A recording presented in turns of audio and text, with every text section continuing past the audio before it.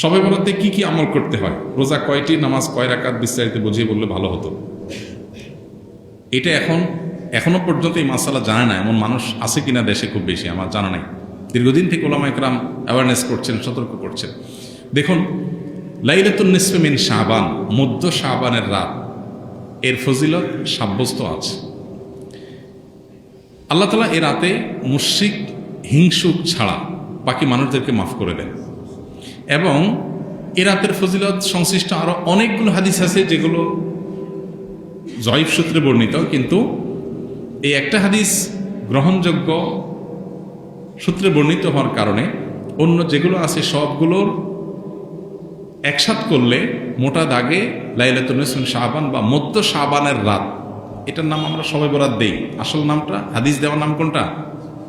লাইলাতুন নিসফে মিন শাবান, মধ্য শাবানের রাত। শবে বরাত এটা আসল নাম না।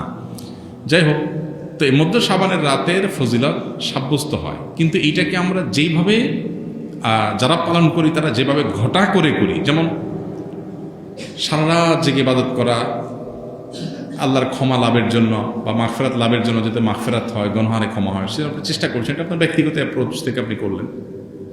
এই রাতের রোজা, এই দিনের রোজা আপনি আইয়াম বীজের রোজার অংশ হিসেবে রাখলেন, শাবান মাসে বিশেষ রোজা রাখতেন রাসূলুল্লাহ সাল্লাল্লাহু আলাইহি ওয়াসাল্লাম, সেই হিসেবে রাখলেন, খুবই প্রশংসনীয়। কিন্তু আলাদা করে শবে বরাতকে কেন্দ্র করে এই দিনের রোজা রাখার বিশেষ কোনো নির্দেশনা বিশুদ্ধ হাদিস দ্বারা সাব্যস্ত নয়। এর বাইরে এই রাতকে শবে বরাত ভাগ্যের রাত মনে করা। বরাত মানে ভাগ্য, আর বরাতের আরেকটা অর্থ হলো মুক্তি। মুক্তির অর্থে ঠিক আছে শবে বরাত, আল্লাহ মানুষকে মুক্ত করেন, কিন্তু ভাগ্যের অর্থে ঠিক নেই। সূরা দুখানের শুরুতে আল্লাহ বলেছেন, ফিহা ইউফরাকু কুল্লু আমরিন হাকিম ইন্না আনজালনাহু ফি লাইলাতিন মুবারাকাহ ইন্না কুন্না মুনজিরিন। আল্লাহ বলেছেন, কোরআন আমি একটি বরকতময় রাতে নাজিল করেছি। কোন রাত সেটা? ওই যে ইন্না আনজালনাহু ফি লাইলাতিল কদর। আরেক জায়গায় আল্লাহ বলেছেন, কোরআন একায় তার একায়ের ব্যাখ্যা করে আল্লাহ বলেছেন, ফিহা ইউফরাকু কুল্লু আমরিন হাকিম। যে রাতে কোরআন নাজিল হয়েছে সে আয়াতে, সে রাতে গুরুত্বপূর্ণ সব বিষয় ধার্য করা হয়। তার মানে লাইলাতুল কদরে গুরুত্বপূর্ণ বিষয়গুলো ধার্য করা হয়। অতএব সব রাতে ভাগ্য নির্ধারণ করা হয়, এটি বিশুদ্ধ মত না। তবে এ রাতের বিশেষ কোন নামাজ, বিশেষ নামাজের সংখ্যা, বিশেষ সূরা, এরকম কোনো কিছু সাব্যস্ত নাই। এরকম কিছু সাব্যস্ত আছে মনে করলে বরং বিদআত হবে, যে এত রাকাত পড়তে হবে, এই সূরা দিয়ে পড়তে হবে। আল্লাহর মাগফিরাত লাভের জন্য আপনি যদি চেষ্টা করেন সেটা প্রশংসনীয়, সেটা ভিন্ন বিষয়। প্রত্যেক রাতেই তো আপনি আল্লাহর মাগফিরাতের জন্য চেষ্টা করা কর্তব্য বা করা উচিত।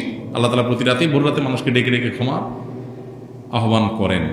এই জন্য শবে বরাতকে ঘিরে রাতের বিশেষ নামাজ, বিশেষ পদ্ধতির নামাজ নাই। তবে এ রাতে ক্ষমার বিষয়টা সুসাব্যস্ত, ক্ষমা লাভের চেষ্টা করা এটা গ্রহণযোগ্য। শবে বরাতের জন্য নারীদের স্পেশাল আমল কি? নারীদের স্পেশাল আমল তো হালুয়া বানানো। স্পেশাল আমল মানে স্পেশাল কাজ।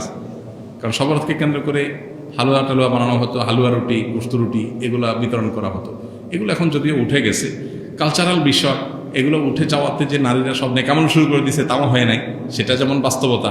আবার ঠিক একইভাবে কোরআন সুন্নাহ বলেনি এমন কিছু কোরআন সুন্নাহর আমল মনে করে এস্টাবলিশ করা, বেদাতকে জিয়ে রাখা, এর ভিতরেও ইমানদারের কল্যাণ নেই। সেটা আমাদেরকে মাথায় রাখতে হবে। তো শবে বরাতকে কেন্দ্র করে নারীদের জন্য স্পেশাল কোনো আমল নাই। এগুলো ইউটিউবারদের বিভিন্ন আইটেম। প্রশ্ন ইউটিউবাররাই ধরাইছে কিনা কি জানি, যে থাম্বনেল দিবে শবে বরাত মা বোনরা এই আমল ছাড়বেন না, হ্যাঁ, এরকম একটা ডাহা মিথ্যা কথা লিখে থাম্বনেল দিয়ে দিবেন, মহিলারা সব ক্লিক করবে, হিট হবে, মানুষ বেশি দেখবে। আপনি প্রশ্ন ধরাই দিলেন। তো এর মাধ্যমে আপনি একটা ভুল ধারণাকে সমাজে, সবাই তার ক্লিক করবে না। অনেকে মনে করবে আচ্ছা তাহলে স্পেশাল আমল মনে হয় আছে। আবার অনেকে বলবে যে না, এই মৌলবী এটা ভুল কথা বলে গেছে, স্পেশাল আমল তো নাই, সে তো ভিতরে দেখবে না কি আছে। তো এই জন্য ইউটিউবার ভাইরা আল্লাহকে ভয় করা উচিত।